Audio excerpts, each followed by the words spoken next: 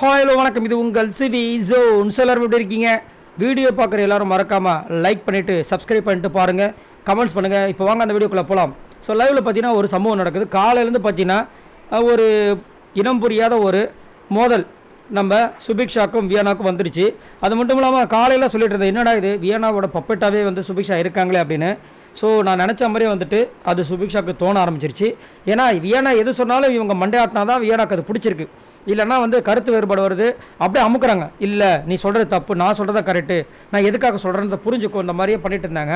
கொஞ்ச நேரத்துக்கு முன்னாடி செம்மையாக சண்டை வந்துச்சு, நீங்கள் பார்த்துருப்பீங்க. அதில் வந்து தேவையில்லாமல் பேசியிருப்பாங்க, நீ என்னை வந்து தப்பாக வந்து மக்கள் முன்னாடி ரிஜிஸ்டர் பண்ணுறேன்னு சொல்லியிருப்பாங்க. ஸோ இப்போ பார்த்தீங்கன்னா அவங்களுக்கு புரிஞ்சிருச்சு. சரி இதுக்கப்புறமும் வியானா கூட இருந்தால் வேலைக்கு அவன் சொல்லிட்டு நம்ம விக்கல் சீக்கிரம் கிட்ட வந்து சொல்கிறாங்க.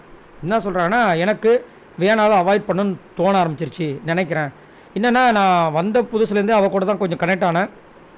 இன்னொரு விஷயம் என்னென்னா, இந்த பிக் பாஸ் வீட்டில் நம்மளுக்கு ஒருத்தர் தேவை அப்படின்போது விக்ரம் உங்களுக்கே தெரியும், அவர் நல்ல சோப் போடுவார். இல்லை ஒரு சில விஷயம் தான் என்கிட்ட ஒரு நாள் சொல்ல முடியும், எல்லாத்தையுமே என்கிட்ட சொல்ல முடியாதுல்லன்னு.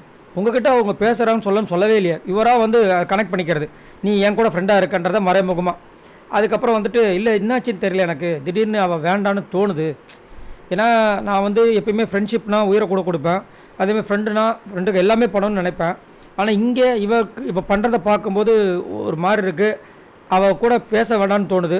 வேணா கேம் முடிஞ்சு வெளியே போய் கண்டினியூ பண்ணிக்கலாம், இங்கே வேண்டான்னு தோணுது. என்னால் எதையுமே பேச முடியல, ஒரு வெளிப்படையான ஒரு இதுவே இல்லை.